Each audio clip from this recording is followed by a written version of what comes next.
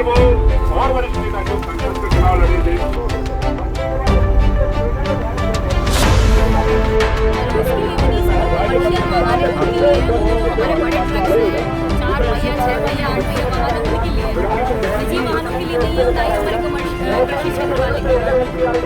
आपने जो छूट वाला दिया, एक मिनट, आपने जो छूट वाला दिया इसमें कहाँ है कि हमारे निजी वाहन फ्री रहेंगे?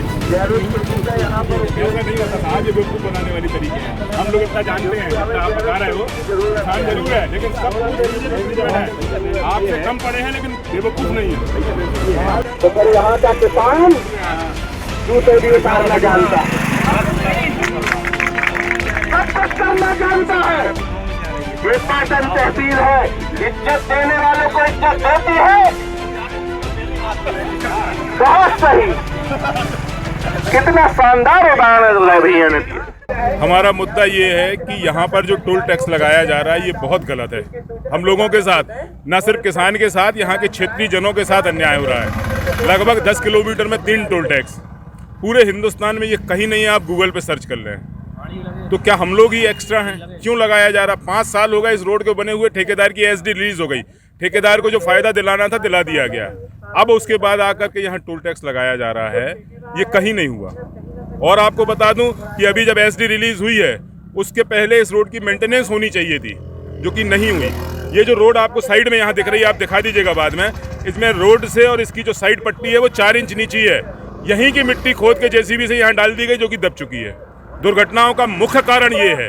अभी तो 3 दिन पहले यहाँ पर एक महिला की अकस्मात मृत्यु हो गई, और वो इसलिए हो गई कि सामने से लाइट जा रही थी, रोड के ऊपर गिट्टी रखी थी ठेकेदार द्वारा, और उस गिट्टी के ऊपर उसकी मोटरसाइकिल चढ़ी, जिसके गिरने से सिर पे चोट आई और उसकी मृत्यु हो गई। और संवेदनहीनता देखिए शासन की कि वो लाश वहाँ पड़ी है।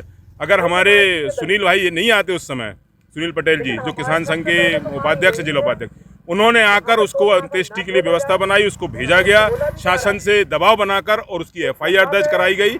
तो इतनी लापरवाही हो रही है। अभी MPRDC की 10 रोडें और हैं इस क्षेत्र में। अगर हम आज जागरूक नहीं हुए किसान भाइयों, तो आगे वाले समय में 10 रोडों पर और टैक्स लगा दिया जाएगा। मेरा शासन से निवेदन है कि हर कीमत पर इस टोल टैक्स को निरस्त किया जाए। दिल्ली में जो लिखा हुआ है उसमें किसानों को आने जाने की छूट की व्यवस्था का उल्लेख नहीं है, और जो अंग्रेजी में लिखा है, जो कोई नहीं पढ़ सकता, जिसमें इन्होंने लिखा है कि यहाँ से बस भी निकल सकती है, किसानों की जीप भी निकल सकती है, छोटे वाहन भी निकल सकते हैं। अब आप बताइए कितना बड़ी धक्काशाही है, कितना बड़ा लोग छलावा है, लोगों के साथ कैसा छलावा किया जा रहा है। हिंदी में कुछ दे रहे हैं, अंग्रेजी में कुछ दे रहे हैं। टैक्स लूट सके तो लूट।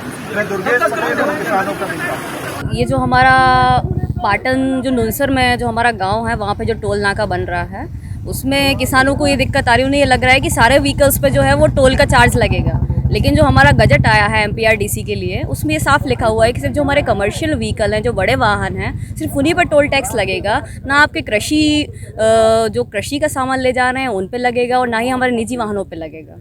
तो ये स्थिति उनको स्पष्ट कर दी गई है, और बाकी वरिष्ठ अधिकारियों से और जानकारी लेके उनको लेटर पैड पे भी हम जानकारी दे देंगे क्लियर करके। बाकी गजट में हमारे साफ लिखा हुआ है कि बड़े वाहनों पे ही सिर्फ हमारा टोल टैक्स लगेगा, छोटे वाहनों, निजी वाहनों पे और कृषि जो उपकरण लेके जा रहे हैं उन पे नहीं लगेगा। मैडम, किसानों का कहना है कि यहाँ पर जो है 20 किलोमीटर के दायरे में 3 टोल नाके हैं जी। तो ऐसे में यहाँ पर पाटन जबलपुर रोड पर टोल नाका बनाने की कोई आवश्यकता नहीं। वो चूँकि शासन से ही योजना आई है, CM साहब की ओर से घोषणा हुई है, तो उन्होंने कुछ सोच के या विचार करके कमर्शियल जो उनको टोल नाका बनाना है उसकी उन्होंने घोषणा की है। लेकिन सिर्फ ये कमर्शियल है, यहाँ के आम लोगों के लिए, आम किसान के लिए कोई भी दिक्कत नहीं है। लिखित में मांग रहे हैं कि यही बात आप लिखित में? जी, लिखित में अभी जो MPRDC के जो हेड हैं वो रीजनल मैनेजर आ रहे हैं और लिखित में देने के लिए तैयार हैं।